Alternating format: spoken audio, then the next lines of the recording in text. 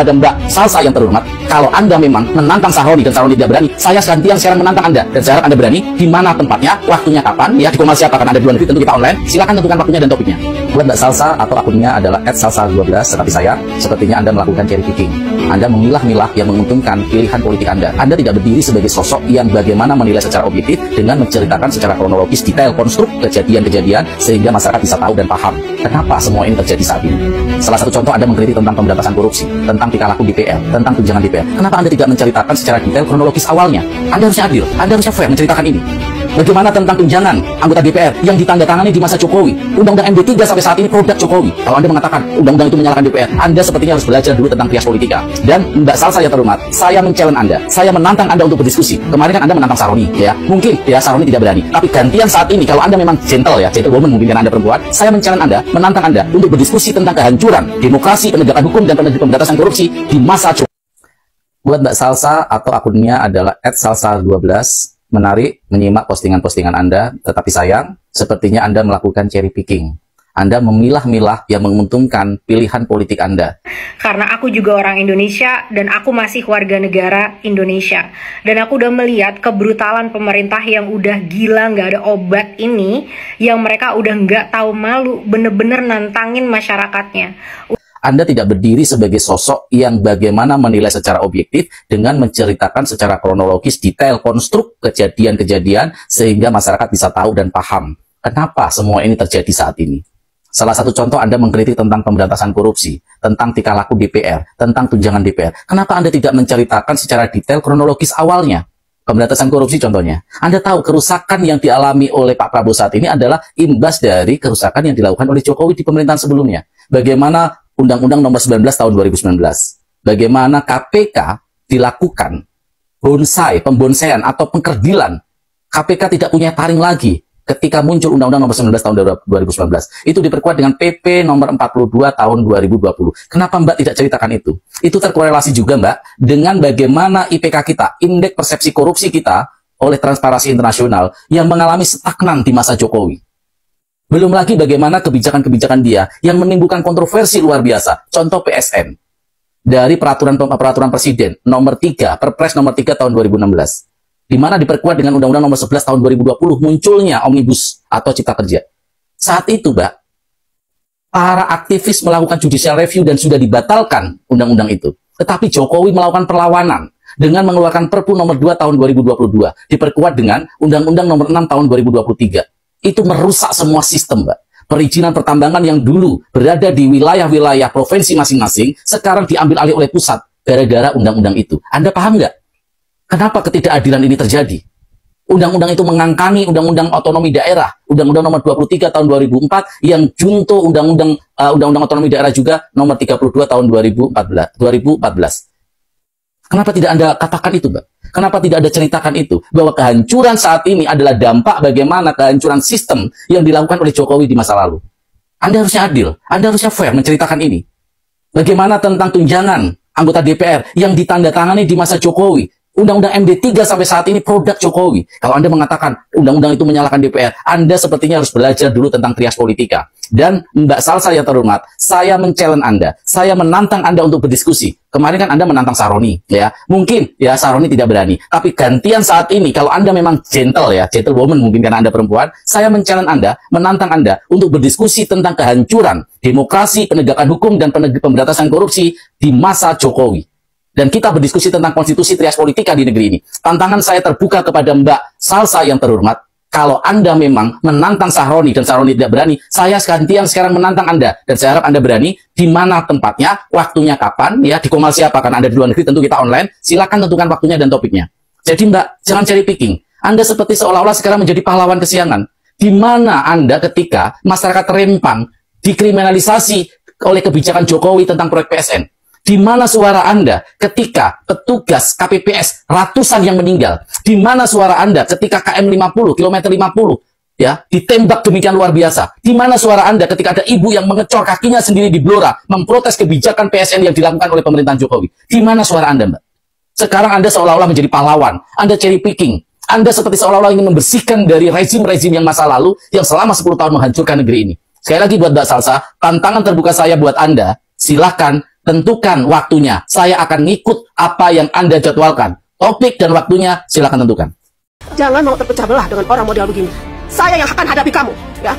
Saya akan hadapi kamu. Hati-hati, Salsa. Jangan-jangan kamu malah sebenarnya, ya. Saya tidak mau menuduh kamu, tapi dengan kamu makin kesini ngaco, ya. Ucapan-ucapan kamu mau membelah rakyat Indonesia. Saya yang akan hadapi kamu, ya. Saya akan hadapi kamu. Ingat itu. Ucapan-ucapan kamu yang selalu mengancam ucapan kamu. Saya habisi kalian wakil rakyat apa segala macam. Ada kan videonya itu? Ingat, Salsa. Mulutmu harimaumu. Jaga ucapanmu. Kalau urusan masalah berdebat, ya, ada itu calon orang nomor 1 itu pintar banget berdebat, tapi tahu kosong nyari bunyi dalam bekerja. Hati-hati, kita rakyat Indonesia. Jangan mau terpecah belah dengan orang model begini. Teruntuk Salsa diaspora, saya melihat ada tadi lewat di beranda saya, Anda mengatakan tentang Kapolri yang memberikan kenaikan pangkat untuk polisi yang berjaga, ya, yang saat demo.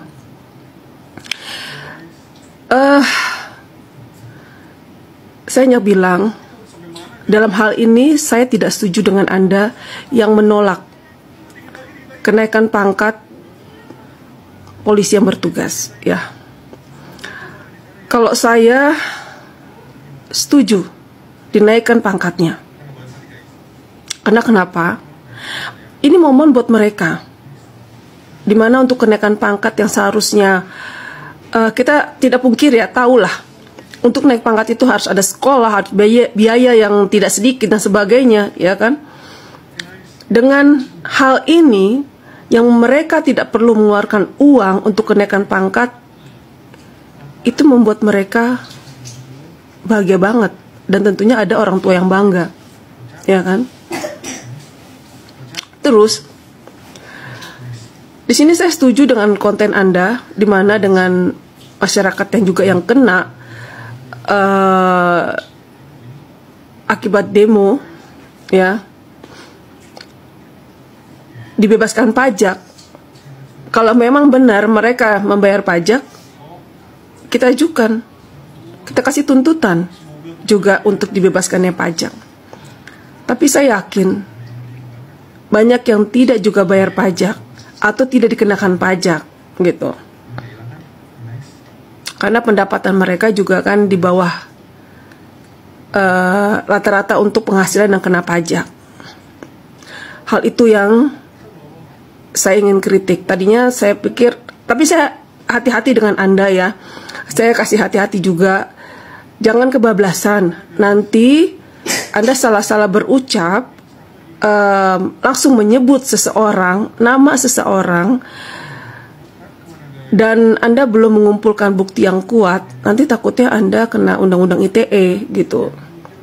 Hati-hati juga, ya, Salsa, gitu. Ini masukan dari saya, karena kita sesama Boru, ya, gitu. Iya. Kalau saya memang tidak pintar dalam berdebat, dan saya bukan faknya untuk berdebat, gitu. Dan saya lihat Anda yang lebih jago lah kalau soal urusan berdebat, ya kan. Jadi sekali lagi, ini masukan dari saya. Jangan mengkritik, gitu, dalam hal memberikan tanda jasa atau kenaikan pangkat prajurit yang sudah berjaga. Itu aja sih masukan dari saya. Jadi jangan juga Anda membentur polisi dengan sipil. Itu yang saya lihat. Memang kalimat itu bisa Anda atur, gitu. Tapi sebenarnya itu salah satu benturan untuk ke masyarakat. Hati-hati Anda berucap, karena sekarang Anda lagi didengar oleh orang banyak. Jadi nanti kalimat Anda yang Anda keluarkan itu justru memicu respon yang tidak baik nanti ke masyarakat. Itu masukan dari saya. Jadi hati-hati juga dalam berucap. Jangan sampai nanti masyarakat atau rakyat Indonesia ini malah reaksinya tidak bagus dan akhirnya pecah antara masyarakat dan polisi yang Polri, ya, gitu. Jadi Saya yakin Kapolri itu bergerak berdasarkan petunjuk dari atasan. Dia tidak bergerak sembarangan gitu, karena bagaimanapun ada perintah atasan yang harus dia laksanakan gitu, laksanakan atau tidaknya. Itu yang saya lihat ya. Jadi hati-hati juga untuk Salsa, jangan nanti malah memicu reaksi yang tidak bagus di rakyat Indonesia. Itu. Siapa sih ini Salsa Erwina Huta Galung? Siapa ini orang? Jadi Mbak Salsa, stop!